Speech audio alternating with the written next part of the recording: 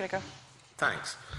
On the issue of currency, Mr. Zuleeg, on the issue of whether an independent Scotland would be compelled to join the Eurozone, I wonder if you could say something about Sweden's relationship with the Euro and whether you think this semi-detached relationship might be available for Scotland. I think that it's very clear that in the current framework of the European Union, no country can be forced into the Eurozone. I also find it very difficult to see how that would be in the interest of the Eurozone or of the member states dragging a reluctant country into the Eurozone. I find it very difficult to envisage. The reality is that while I think there is an obligation to accept that there's a commitment eventually to join economic and monetary union, in practical terms, you can stay outside. And Sweden has shown that for a long time. There is no time frame attached to this.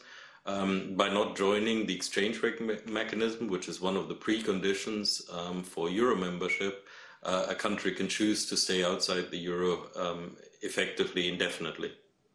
Well, I accept what you're saying, but Sweden, the reason Sweden is able to do that is that she contends that since joining the ERM is voluntary, it cannot be compelled to join the ERM, and therefore it doesn't need to join the Euro. And this position is tolerated by the European Central Bank at the moment, although it's been made clear that such an option will not be permitted for new EU members. So if Scotland is a new EU member, how could she be in the same position as Sweden?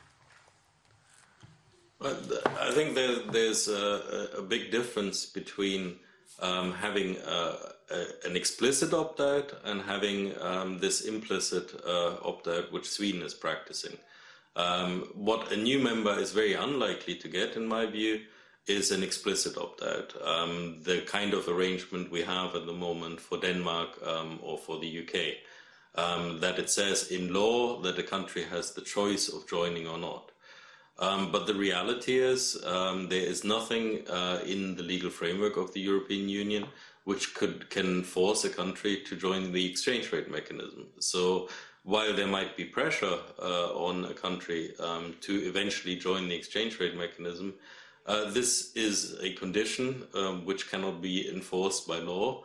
And in the end, the logic of the euro says very clearly you have to fulfill the conditions for euro membership. This is not just a one-way street. Even countries which might want to join the euro might not fulfill the conditions for it. And we have seen that repeatedly in recent years where countries had to queue up until they have fulfilled the conditions. So in the end, there is the possibility of staying outside like Sweden has done. There might be political pressure on a country which chooses to do that, but in the end, there is no legal mechanism which could force a country into the exchange rate mechanisms and thus into the euro. Well,